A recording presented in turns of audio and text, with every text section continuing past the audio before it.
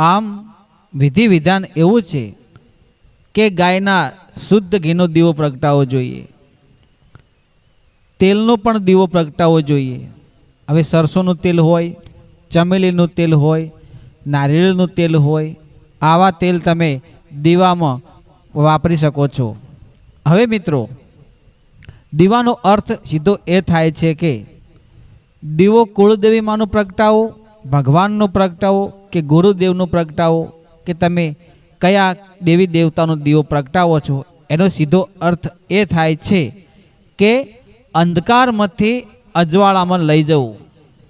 જેમ દીવાની રોશની લાંબા સમય સુધી ચાલે છે એટલું અજવાળું તમારા ઘરમાં, આજુબાજુના વાતાવરણમાં જે દીવામાંથી અજવાળું થાય છે, જે અગ્નિદેવ પ્રગટ થાય છે અને અજવાળું રહે છે, ત્યાં સુધી ઘરનું વાતાવરણ અને આજુબાજુની નકારાત્મક શક્તિ છે ત્યાં નજીક કે અંદર પ્રવેશી શકતી નથી।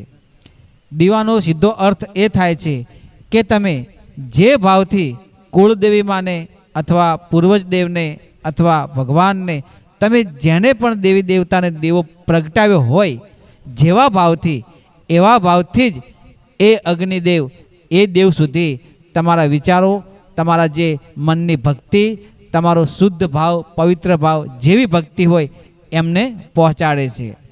હવે મિત્રો વાત કરીએ કે દીવો કુળદેવી માનો પ્રગટાવો એટલે માટીના કોડાયામાં કે પિત્તળના કોડાયામાં કે ત્રાંબાના કોડાયામાં કોઈ એવું સારું પાત્ર લઈ અને દીવો તમે ઘીનો અથવા ગાયના ઘીનો દીવો પ્રગટાવી શકો છો, અથવા તો સરસોના તેલનો દીવો તમે પ્રગટાવી શકો છો। એમાંય જો માતાજીને જો દીવો કરવો હોય તો તમે સરસોનો દીવો પ્રગટાવી શકો છો।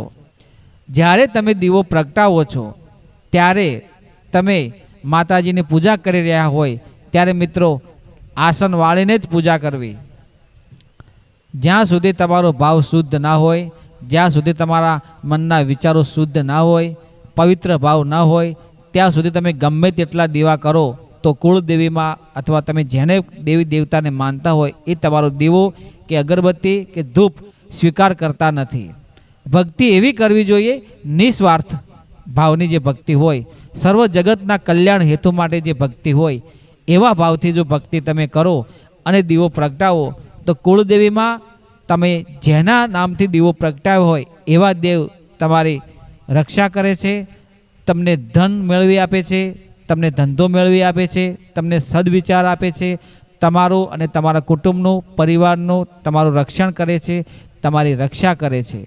અને તમે જે કોઈ પણ કાર્ય કરતા હોય એમના તમને બહુ મોટી સફળતા મળે એવા તમને શુભ સંકેતો મળે છે। સારા વિચારો મળે, સારા માણસો તમને સામેથી મળે। તમારા જો કોઈ દુશ્મન હોય તો તે ભાગી જાય અને તમારા રસ્તામાં ક્યારેય તે નડતા નથી।